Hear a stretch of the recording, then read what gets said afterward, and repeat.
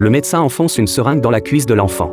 Mais il ne pleure ni ne crie. La mère, un peu inquiète, en parle au médecin, mais ce dernier lui répond en louant l'enfant, affirmant qu'il deviendra un prodige. Rassurée, la mère sourit joyeusement. Effectivement, le garçon commence à parler à seulement 2 mois. À 5 ans, son QI dépasse celui d'Einstein. Mais à 8 ans, des événements étranges commencent à se produire. Un soir, alors qu'une babysitter joue à cache-cache avec lui, après avoir compté jusqu'à 10, elle le trouve debout devant elle, fixant son regard sombre et froid sur elle. Pensant qu'elle ne lui avait pas laissé assez de temps pour se cacher, elle décide de lui donner une seconde chance et se bande à nouveau les yeux pour compter. Elle ne remarque pas que le garçon se bouche les oreilles en marmonnant des paroles étranges. Soudain, l'ombre du garçon s'allonge de façon anormale. Puis, il éteint la lumière de la cave, voyant la porte de la cave ouverte. La babysitter pense qu'il s'est caché à l'intérieur. Elle l'appelle doucement, mais n'obtient aucune réponse. Et la lumière refuse de s'allumer. Elle descend prudemment l'escalier. Mais dans la pénombre, elle ne remarque pas un éclat de verre qui lui transperce le pied. La mère, alertée, demande au garçon pourquoi il a fait cela. Il prend un air innocent et affirme ne rien savoir, semblant sur le point de pleurer. Voyant son fils si bouleversé,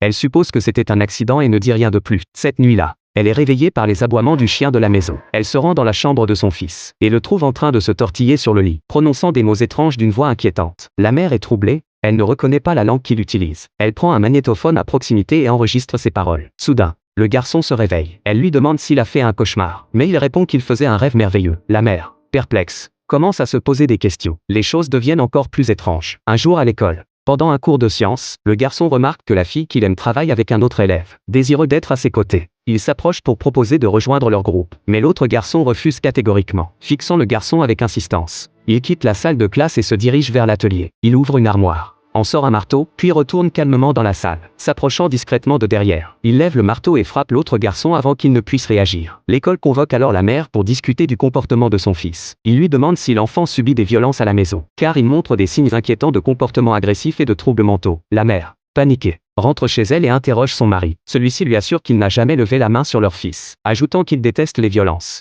Ayant lui-même été maltraité par son père, il se demande pourquoi leur fils, si gentil autrefois, est devenu si violent. Pendant qu'ils discutent, ils ne remarquent pas que le garçon les observe discrètement, le regard sombre et froid. Plus tard dans la nuit, alors que la mère couvre son fils endormi avec une couverture, elle l'entend marmonner des injures dans son sommeil. Troublée, car il ne dit jamais de gros mots en temps normal, elle s'inquiète en se souvenant de son comportement viol à l'école. Alors qu'elle réfléchit, le garçon se redresse brusquement, interrompant ses pensées.